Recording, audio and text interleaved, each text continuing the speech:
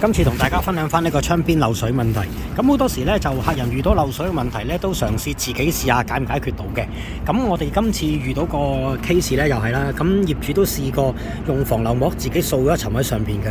咁但係有陣時你要知道呢，漏水嘅情況呢，係個窗框同埋個牆身之間個接駁位，咁本身你個防水膠爆咗口呢，嗱，例如呢啲呢爆咗口呢，你冇清乾淨佢、解乾淨佢呢，咁你再油防漏膜上去呢，其實個作用就唔大嘅。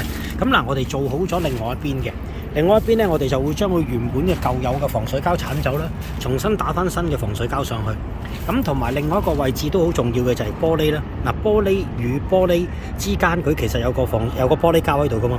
咁呢玻璃膠啊、夾通位啊呢啲全部都會同你換過晒、更新翻、鏟晒佢，重新打過嘅。咁另外除咗呢個打防水膠以外咧，窗邊咧我哋見個窗頂上邊咧都會裝個擋水角，咁加強翻嗰個擋水個效果嘅。好，今次分享到呢度，多謝大家。